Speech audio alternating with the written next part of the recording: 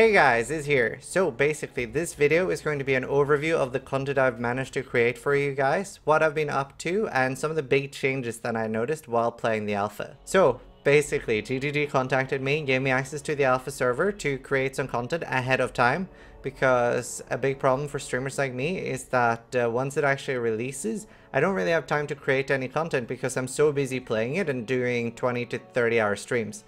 So this has definitely been a big benefit for me. I've made a boss guide video showing all the new bosses, some of the mechanics, how to fight them easier, and some tips. I've made a Pantheon video talking about the new Pantheon system. Hopefully that helps you guys. I've also made a SRS guide and a Sunder guide, which are two really strong builds for handling the new content. I also recorded my first playthrough because obviously you guys don't get to see that. Now, not everything is in the alpha, so you will see some live reactions, but that's not something I wanted to fake, so I've instead recorded it and condensed it into like 40-50 minute video so you can see my live reactions, and I basically treated it as streaming for no viewers. So if you're starting up a stream as well, that might give you some tips on how to act if you do have no viewers, or how to talk when you have nobody to like spitball back and forth with. I also haven't tried anything in Act 8, so all of that is still going to be very fresh. One thing that's new are all the new minimap changes, but something less obvious about it is that there are now two transparency options. You now have the map transparency, which shows all like the fluff in like a role-playing world, and then you have the map overlay transparency, which shows where you can move. So if you throw down the map transparency, it's pretty great, especially for racing. The Bandit Quest is now being reworked. Armor now gives you 2 skill points instead of the normal 1 before. Kraton now gives you 6% attack and cast speed, 3% dodge, and 6% movement speed. Elira now gives you 5 flat mana regen, 20% crit multi, and 15% all rest. And Oak gives 1% life regen, 2% additional fist damage reduction, and 20% fist damage.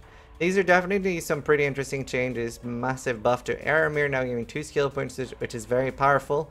Kraton is amazing for clear speed builds, and then Elira is amazing for crit builds, especially if you're using Aquara the Storm, turning the resistant to crit. I am personally a little disappointed in Oak, although it is still good for regen builds such as Righteous Fire. But I am not a big fan of just increased physical damage. It does not scale as well as attack speed, in my opinion. Bloodlust and Bleed has had some buffs. The supported skills cannot bleed has been removed from Bloodlust, which makes this a 40% more. It's crazy for Bleed now, so it'll be a lot more Bleed builds and Gladiator builds going around. Bleed has been changed on the tree as well, so if you open up Bleed, you'll see that a lot of the buffs have received, a lot of the nodes have received buffs, and there has been some added bleed damage on the tree, and Dirty Technique has been reworked. Vortex and Ice Nova have both been reworked as well to now give 40% more damage when cast on the Frostbolt, which is a big damage increase. So the way that works is you cast your Frostbolt, then you cast Ice Nova or Vortex from that. The Vortex actually destroys the Frostbolt projectile, Ice Nova does not. But it's a pretty big damage increase. Wed has been changed to elemental damage with attacks. So what that means is that you can now use it with unarmed. So Facebreaker and the Doriani's Fist can both make use of this now. So I think we'll see a lot more builds with that. And everybody who really wants to do Doriani's Fist build have an additional support gem, which has always been a problem in the past. So probably see some new interesting cool builds. Now, I don't really know how the lab is going to work in the beta, but this is pretty much a sum up of everything I've done so far. You guys know that YouTube editing is not my strong suit, but I've put extra hard effort into it this time. Done a lot of editing, very little sleep, but hopefully you guys like it, and we're going to be pushing really hard in the beta, then most likely doing really hard in the 1 week race. So let me know what you guys think in the comments down below. Check me out on twitch.tv, and guys, try to die less than I do.